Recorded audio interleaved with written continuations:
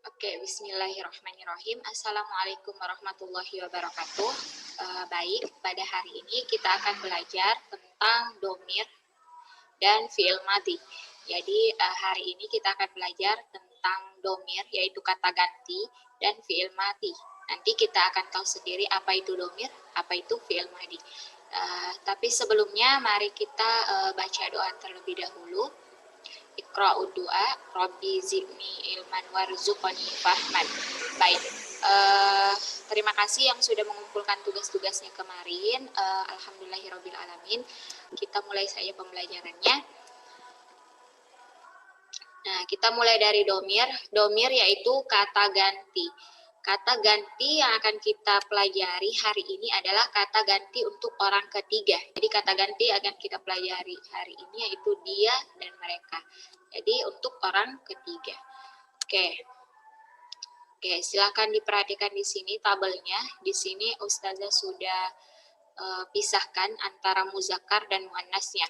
Nah, untuk domir huwa, jadi di sini ada domir untuk muzakkar dan muannas. Jadi kalau domirnya muzakkar huwa humahum, maka muannas itu hiya humahunna.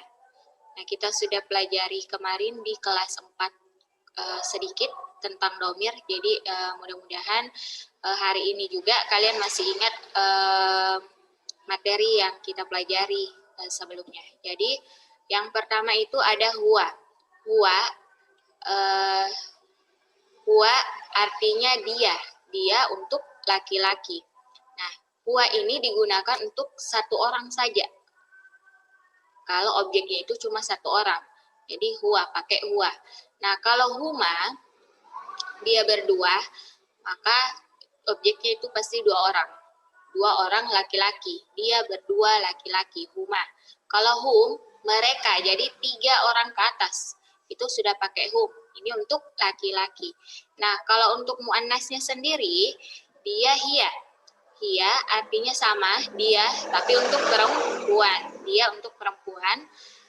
Jumlahnya itu cuma untuk satu orang juga.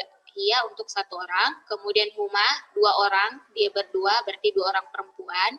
Kemudian terakhir hunna, mereka. Mereka perempuan. Berarti 3 orang ke atas, tapi semuanya perempuan. Itu. Oke, kita langsung saja lihat contohnya bagaimana. Nah, ini contoh untuk muzakkar. Ini contoh untuk muzakkar. Oke, baik, ini contoh untuk muzakkar. Misalnya, Isyam. Isyam itu kan satu orang laki-laki. Jadi, kita gunakan huwa. Kemudian, Abdul wa Kutbi. Abdul dan Kutbi itu 2 orang, berarti kita pakai huma.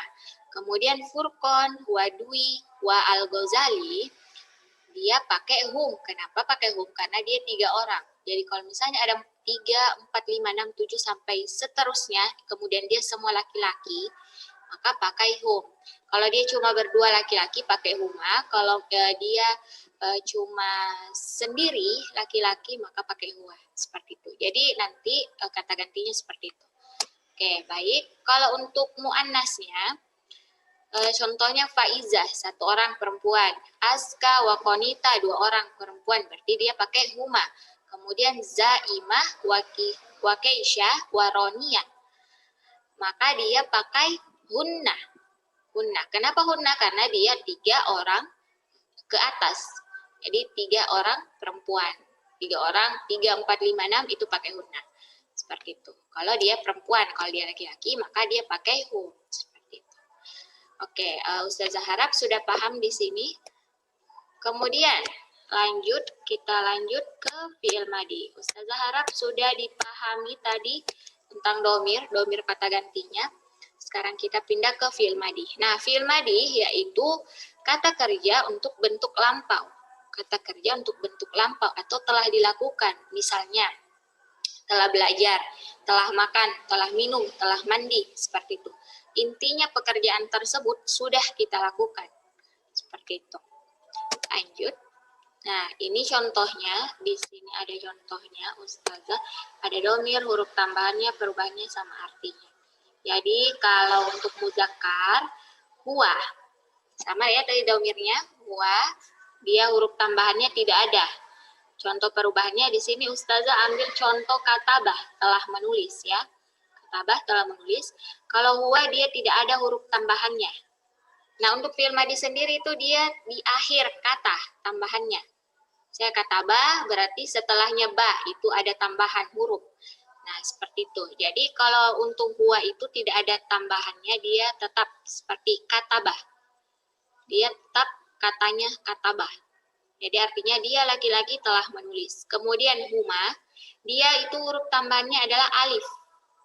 Huruf tambahannya adalah alif. Maka perubahannya seperti ini, dia disimpan di akhir. Katabah, seperti itu. Jadi artinya dia berdua laki-laki telah menulis. Kemudian hum, waw sukun tambah alif. Itu tambahannya. Jadi katabu, ingat dia di akhir. Katabu, mereka laki-laki telah menulis. Kemudian sedangkan untuk muannas, kalau tadi huwa dia tidak ada tambahannya, maka kalau di hiya dia ada tambahannya tanis.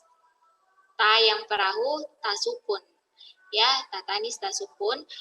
Maka dia jadi katabat. Seperti itu. Jadi dia perempuan telah menulis. Kalau untuk dua perempuan huma, dia tambahannya itu ta. Kalau tadi laki-laki dia tambahannya alif. Kalau perempuan dia pakai ta. Jadi kata bata seperti itu. Dia berdua perempuan telah menulis. Kemudian hunna mereka dia tambahannya itu nah. Jadi kata nah. Kata ketiganya disukunkan. Kemudian ditambahkan nah. Kata nah. Mereka perempuan telah menulis seperti itu. Oke, jadi diingat baik-baik perubahan-perubahannya. Jadi kalau huwa dia setia, tidak ada tambahan apapun. Kalau huma untuk laki-laki dia alif, kalau hum waw sukun dan alif. Kemudian kalau hiya dia ta sukun, huma ta panjang. Kemudian hunna itu na saja, seperti itu. Oke, kita langsung lihat contohnya. Fataha, perubahannya kalau dia huwa tetap fataha. Fataha itu artinya membuka.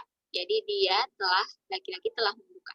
Kalau dia hum, ini contoh untuk mudzakkar ya. Hum, fataha hum, maka dia tadi apa tambahannya? Waw, sukun, dan alif. Maka ditambah fatahu. Harokat terakhirnya pasti berubah jadi doma. Fatahu, mereka laki-laki telah membuka. Kemudian terakhir, fataha kalau dia perubahannya ke hiya. Dia perempuan, satu orang. Berarti fatahat, tadi tambahannya ta sukun. Nah, coba kita lihat. Kalau yang ini, zahaba. Kalau dia perubahannya ke huma bagaimana?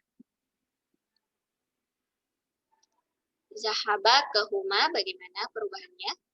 Ini huma untuk laki-laki dan perempuan. Coba huma untuk laki-laki dulu. Tambahannya alif berarti zahaba. Itu panjang alif. Nah, kemudian kalau untuk perempuan zahabata tatamu.